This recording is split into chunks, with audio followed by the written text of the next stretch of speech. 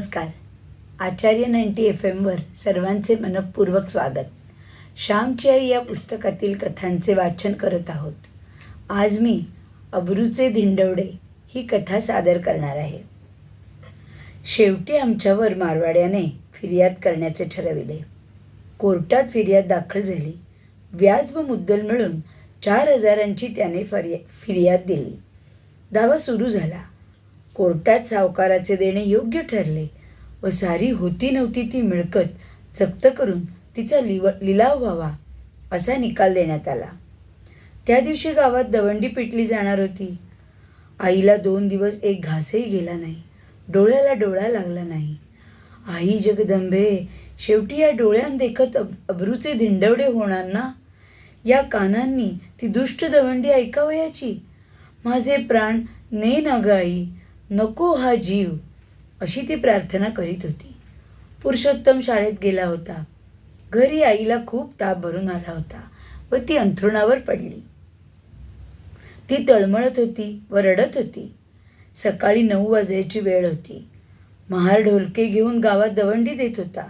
तो ठिकठिकाणी उभा राहून आज भाऊराव यांच्या घराची दुपारी जप्ती होणार आहे वगैरे ओरडत सांगे व ढोलकी वाजवे. दुसऱ्यांच्या मानहानीत आनंद मानणारे काही जीव असतात. त्यांना आनंद होत होता. खानदानीच्या घरंदाज लोकांस वाईट वाटत होते. महार दवंडी देत चालला होता. शाळेजवळ येऊन त्याने ढोलके वाजविले. सारी मुले ऐकू लागली. त्याने दवंडी दिली व पुढे गेला. माझ्या भावाला मुले चिडवू लागली.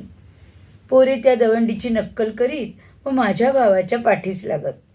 पुरुषाच्या घराची जप्ती होणार, ढुम ढुम ढुम असे ती म्हणत व पुरुषोत्तम रडू लागे.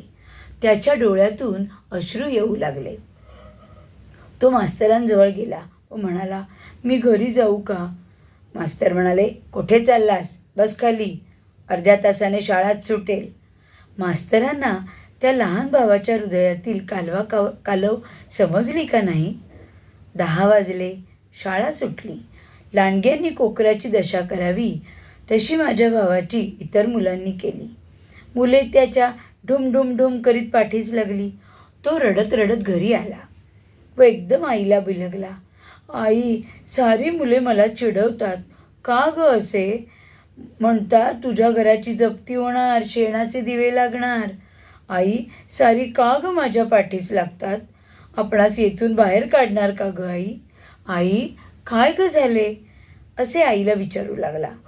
बाळ, देवाची मर्जी, मी तरी काय सांगू तुला, असे म्हणून पडल्याच या पोटच्या गोळ्याला पोटाशी धरून आई शतधारांनी त्याला स्नान घालू लागली. माय लेकरे सागरात बुडून गेली होती. शेवटी आई त्याला म्हणाली, जा बाळ, हात पाय धू. आज राधाताईकडे जेवायला जा. इंदूने तुला बोलावले आहे. लहान भाऊ त्याला काय समजणार? तो शेजारी जेवायला निघून गेला.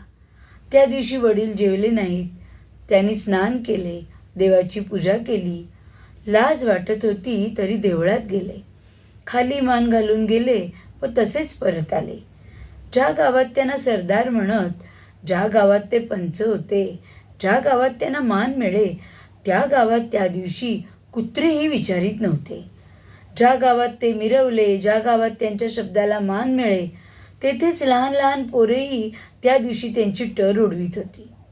जेथे फुले वेचली तेथेच शेण वेचण्याची आईवर पाळी आली.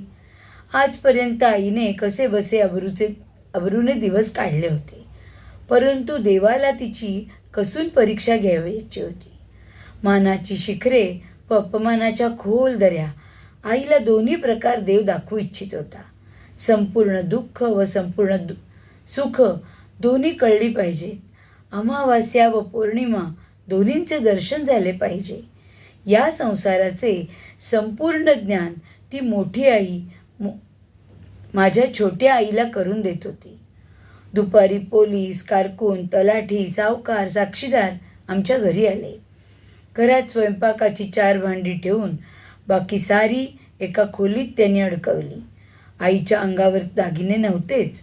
मणी, मंगळसूत्र काय ते राहिले होते नव्हते ते त्या खोलीत टाकून त्याला सावकाराने कुलूप ठोकले, सील केले.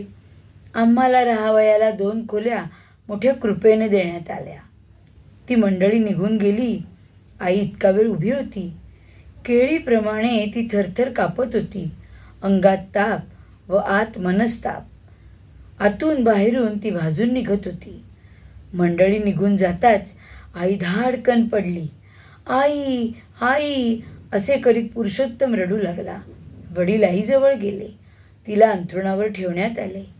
थोड्या वेळाने आईला शुद्ध आली व म्हणाली, ज्याला भीत होतीये ते शेवटी झाले.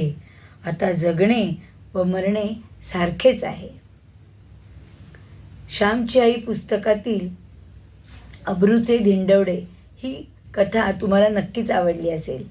मी मृदुला भावे तुमची रजा घेते. तुम्ही ऐकत रहा आचार्य 90 FM, युअर ओन रेडिओ.